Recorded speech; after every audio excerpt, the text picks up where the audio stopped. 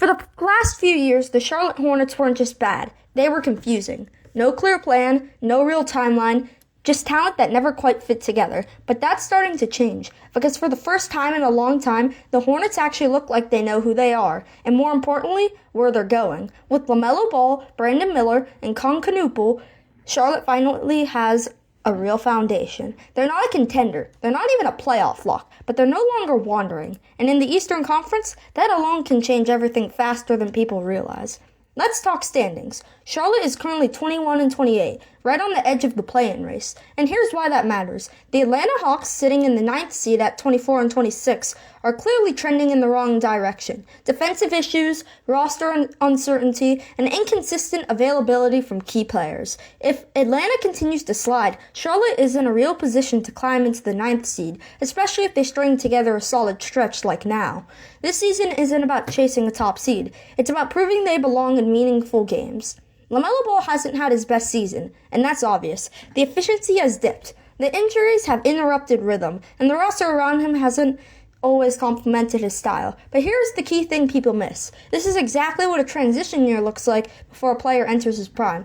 LaMelo is still one of the league's best passers, a defense-bending shooter, the clear offensive engine of his team. As Charlotte continues to stabilize the roster and improve spacing, LaMelo's impact will rise with it. This isn't decline, it's build-up. Drafting Brandon Miller at number 2 was the moment the Hornets started getting things right. He's already a consistent 20-point-per-game scorer, and more importantly, he scores within the flow of the offense.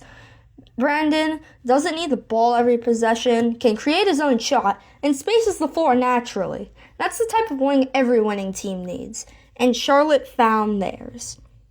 Then there's Concanoopel, a long-term piece who fits the timeline. He doesn't have to be a star right away. He just has to grow alongside the core. And here's the most underrated part of Charlotte's situation. They have open money.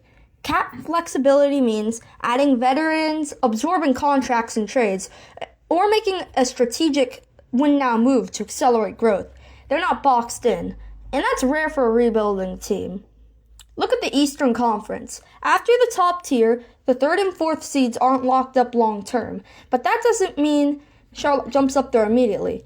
But it does mean the door is open for the future, like next season, or in a couple years when Joel Embiid and the Philadelphia 76ers might start to tank a little bit more.